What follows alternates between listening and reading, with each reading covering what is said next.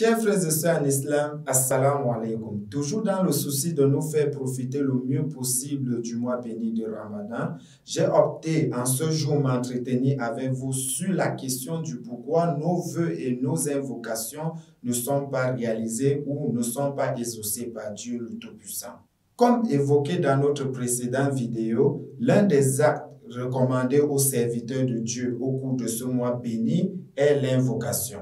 Source d'espoir et d'espérance, l'invocation est le moyen par lequel nous pouvons poser nos problèmes à Dieu et obtenir des solutions. Car lui-même dit dans son saint livre, le Saint-Coran, « Implorez-moi et je vous répondrai ». Cependant, beaucoup sont ceux-là qui implorent et appellent chaque jour leur Seigneur en vain. Qu'est-ce qui peut bien être à l'origine?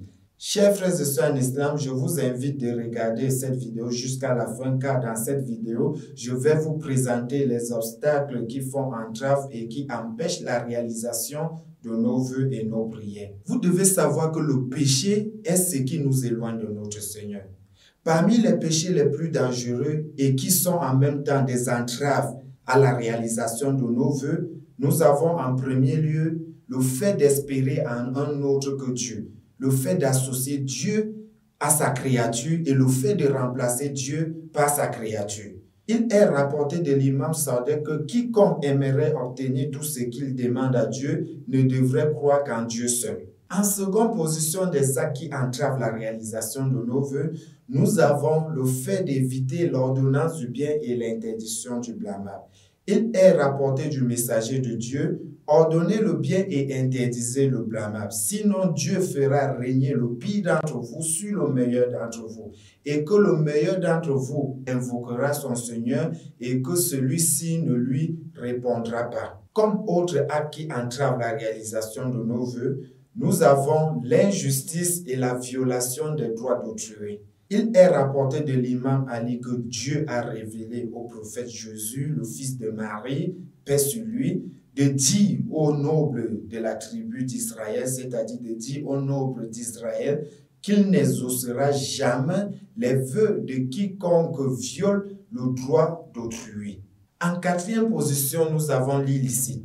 Il est rapporté du messager de Dieu que Dieu n'exaucera jamais les prières et les vœux de ceux-là qui se nourrissent de l'illicite et qui mangent les choses prohibées. En cinquième position, nous avons l'ignorance. Il est également rapporté du messager de Dieu que Dieu n'exaucera jamais les prières d'un ignorant.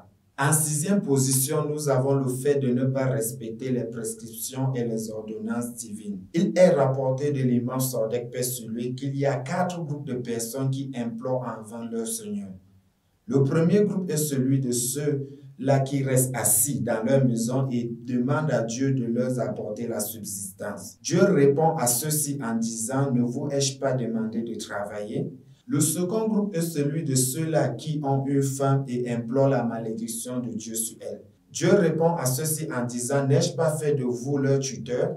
Le troisième groupe est celui de ceux-là à qui Dieu accorde la richesse et qui, après avoir dilapidé leur richesse, revient demander à Dieu de leur rendre à nouveau riches.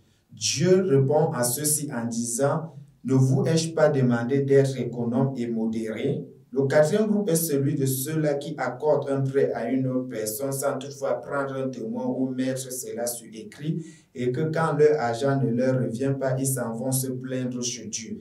Dieu répond à ceux-ci en disant « Ne vous ai-je pas demandé que lorsque vous accordez un prêt à une personne de prendre un témoin et de mettre cela sur écrit ?»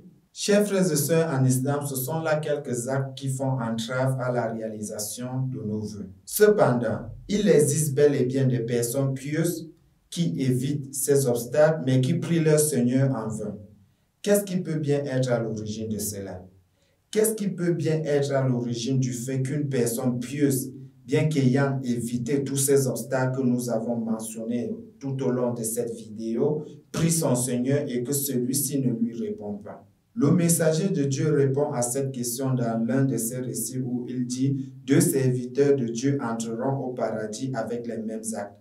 L'un verra offrir à l'autre une position meilleure à la sienne. Celui-ci surpris demandera à Dieu « Seigneur, pourquoi la position de l'autre est meilleure que la mienne ?» Dieu lui répondra « Parce qu'il m'a imploré il m'a invoqué, il m'a demandé et toi pas. Chers frères et sœurs en islam, nous pouvons bel et bien prendre des précautions contre tous ces obstacles à la réalisation de nos vœux, mais prier notre Seigneur en vain.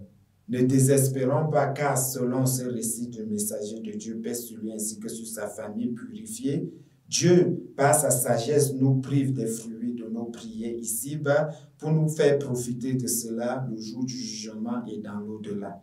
Sur ce, chers frères et sœurs en islam, nous sommes arrivés au terme de notre exposé de ce jour, sans toutefois oublier de vous demander de prier pour nous.